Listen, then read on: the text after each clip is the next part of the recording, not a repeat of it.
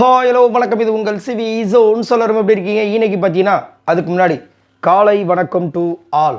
So எல்லோரும் எப்படி இருக்கீங்க? ஸோ இன்றைக்கி பார்த்தீங்கன்னா ஒரு பயங்கரமான சம்பவம் நடந்திருக்கு. நைட்டு என்னாச்சு ஏதாச்சுன்னு தெரியல. நைட்டு வந்துட்டு நம்ம விஜய் பார்வதி பெட்டில் உட்காந்து நைட்டு 2 மணி இருக்கும். 2 மணி அதுக்கு முன்னாடியும் வந்து பார்த்திங்கன்னா ஒரு விஷயத்தை வந்து அனௌன்ஸ் பண்ணுறாங்க. பிக் பாஸ், நான் இந்த வீட்டை விட்டு வெளியே போகிறேன். பயங்கர ஷாக்கிங்காக இருக்குது. ஏன்னு தெரியல. ஆனால் அவங்க ஒரு ரீசன் சொல்கிறாங்க. என்னால் இந்த கண்ட்ரோல்டு என்விரான்மெண்ட்டில் என்னால் வந்துட்டு என்னோடய எமோஷன்ஸை ஃபீலிங்ஸை கண்ட்ரோல் பண்ண முடியலை, அதனால் தயவு செஞ்சு என்னை வெளியே அனுப்புங்க அப்படின்ற மாதிரி ஒரு விஷயத்த சொல்கிறாங்க. ஸோ அவங்களுக்குள்ள ஆல்ரெடி ஒரு பெரிய மனப்போராட்டம் ஒன்று போயிட்டு இருந்தது. அதுக்கு முன்னாடி வந்து நைட்டே வந்து நம்ம கமருதீன் பேசியிருப்பாங்க. அவருமே சொல்லியிருப்பார், என்னாச்சு ஏன் திடீர்னு வந்துட்டு இப்போ ஒரு மாதிரி இருக்க, எனக்கு இந்த ட்ரையாங்கல்ற வந்து ஒரு மாதிரி அஃபண்ட் ஆகுது அப்படின்னு சொல்லிட்டு அரோரா பற்றி பேசியிருப்பாங்க. அதுக்கப்புறம் இந்த லவ் வந்து இனிமேல் நம்ம கன்ஃபார்ம் பண்ணவே இல்லையே அப்படின்னு சொல்லியிருப்பாங்க.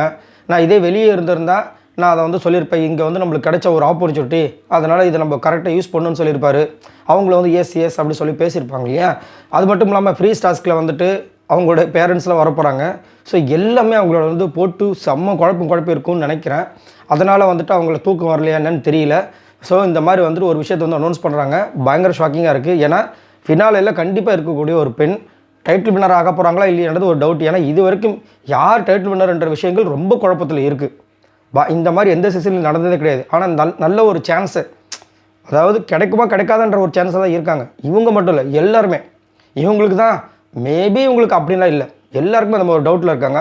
அந்த டவுட்டில் இருக்கிற பர்சன்ஸில் விஜய் பார்வதி ஒரு ஒன் ஆஃப் த பர்சனாக இருக்கும்போது இந்த மாதிரி ஒரு முடிவு எடுக்கிறது எப்படின்னு ஒன்றும் புரியல, என்ன ஆச்சுன்னு தெரியல. ஆனால் ரொம்ப உடையிறாங்க, தேவையில்லாத விஷயங்கள். ஆனால் அம்மா கிட்ட வந்து ஒரு வாட்டி மைக்கில் பேசியிருப்பாங்க. அப்பயே வந்துட்டு நான் இதுக்கப்புறம் உடைய மாட்டேன், நான் கேமில் ஃபோக்கஸ் பண்ணணும்னு சொல்லிவிட்டு இந்த மாதிரி தேவையில்லாமல் வந்துட்டு தேவையில்லாத விஷயங்களில் எண்ணங்களை போட்டு குழப்பிக்கிறாங்க. கமருது வந்து ரொம்ப தெளிவாக இருக்கார். ஆனால் இவங்க ஏன் இப்படி போட்டு குழப்பிக்கிறாங்கன்னு தெரியல. ஸோ இதை பற்றி உங்களோட கருத்துக்களை சொல்லுங்கள். அதாவது வெண்ணெய் திரண்ட வரும்போது பானையை உடைச்ச கதையை அவங்க பண்ணிகிட்ருக்காங்க. இதை பற்றி மறக்காமல் கமெண்ட்ஸ் பண்ணுங்கள். பாய் நண்பர்களே.